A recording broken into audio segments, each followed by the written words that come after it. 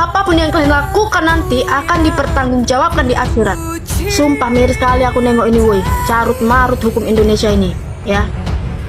Berkaca sama kasusnya Tom Lembong, tahu kalian kan? Tom Lembong yang jelas-jelas gak merugikan negara, gak terbukti korupsi dia, gak melakukan kejahatan dia, di penjara 4,6 tahun, didenda lagi 750 juta. Waras nggak?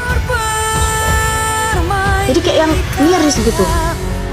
Jadi hukum di negara Indonesia kita ini woi, kalau nggak sejalan sama mereka, siap-siap lah kalian. Sedangkan yang korupsi ratusan triliunan nggak ada kabarnya. Hukum kita ini dari bang pilih, ini dikriminalisasi, dibungkam. Sadarlah kalian ini woi, sadarlah woi. Kalau bukan kita juga yang mengkritik, siapa lagi? Nanti kan komentar lah ya kan, siapa kau rupanya, udah berbuat apa kau sama Indonesia? Konyol, pau. Mengkritik itu kewajiban warga negara. Udah jelas-jelas kezoliman ini di depan mata, kalian masih diam kayak gini. Sampai kapan kita nih dijolimin? Tinggal nunggu ajab dari yang kuasa. Sakit loh pak, kami ini sakit loh.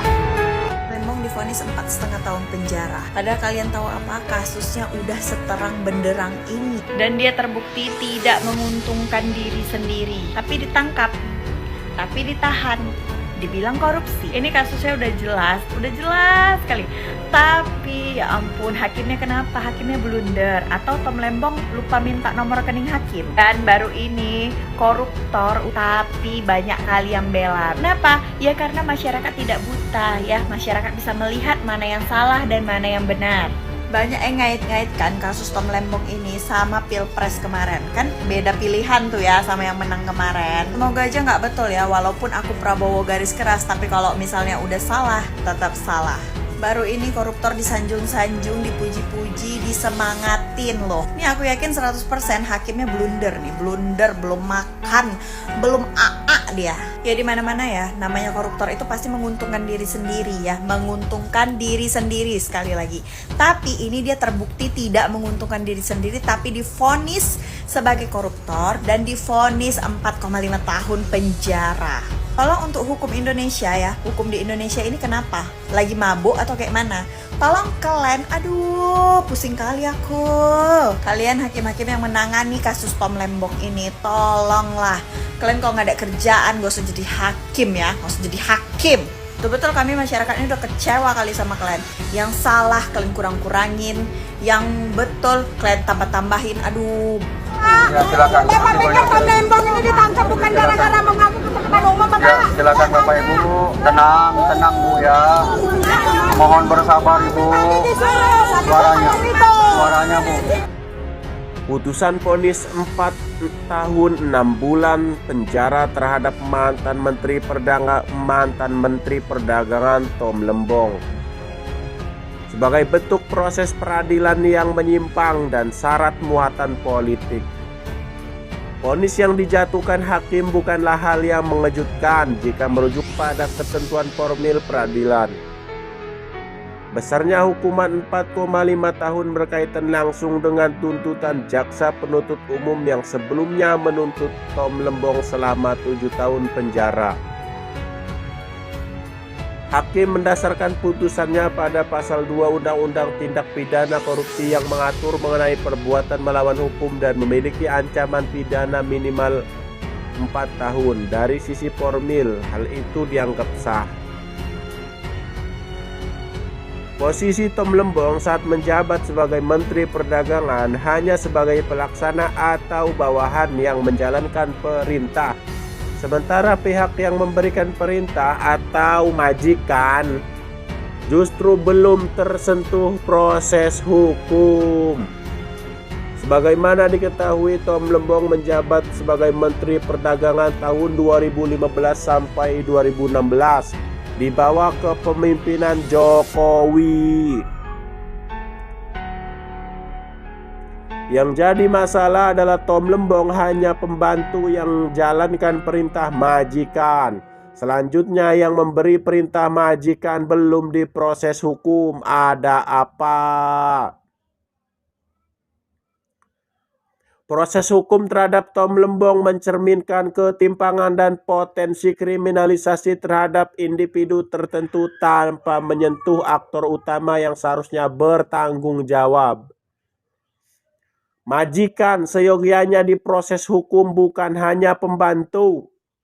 Karena masalah utama ada perintah majikan, sehingga ini adalah proses peradilan sesat yang bernuansa politik.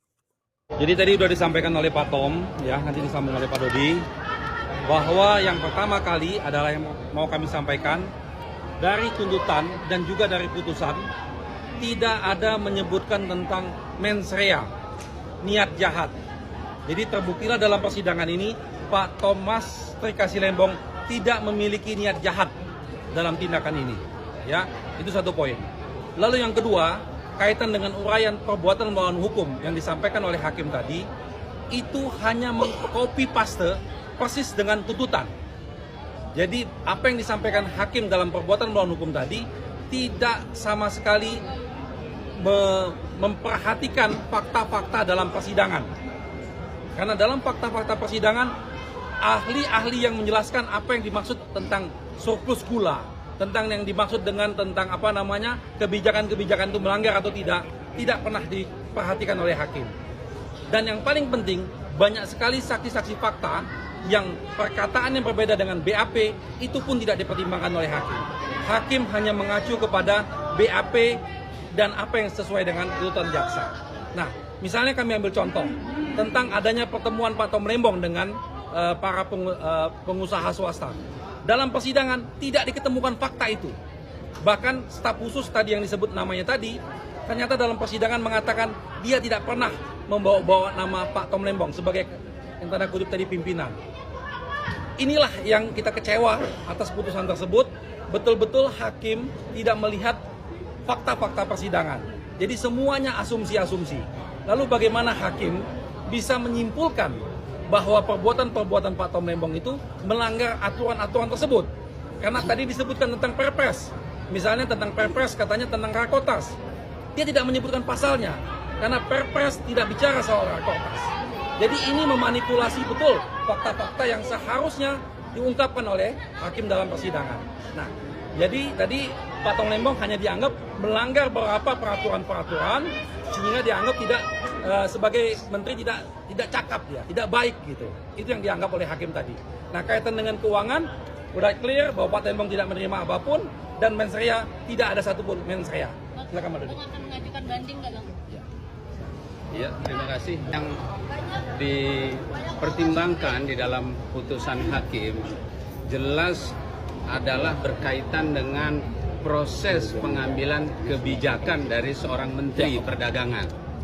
Di proses daripada pengambilan kebijakan itulah yang dinilai oleh majelis hakim, yang mana di dalam penilaian tersebut juga mengabaikan keterangan-keterangan saksi yang sudah secara jelas menjelaskan bagaimana proses pengambilan suatu kebijakan, khususnya berkaitan dengan masalah penyediaan gula.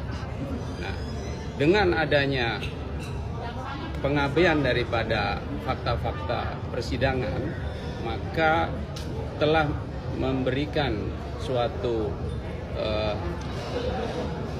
kesempatan bagi pengadilan berikutnya untuk meninjau dan memperbaiki keputusan ini agar keputusan ini memberikan kepastian hukum, karena baru pertama kali di dalam persoalan pidana, ya, yang dipermasalahkan, ya, yang dibuktikan tidak mencakup adanya suatu perbuatan-perbuatan tercela, perbuatan menguntungkan diri sendiri, termasuk juga adanya kerugian negara yang digembar-gemborkan dari awal, ternyata kerugian tersebut tidak terbukti. Ya, oleh karena itu kami akan pikir-pikir untuk mengajukan tindakan hukum selanjutnya. Terima kasih. Sekali.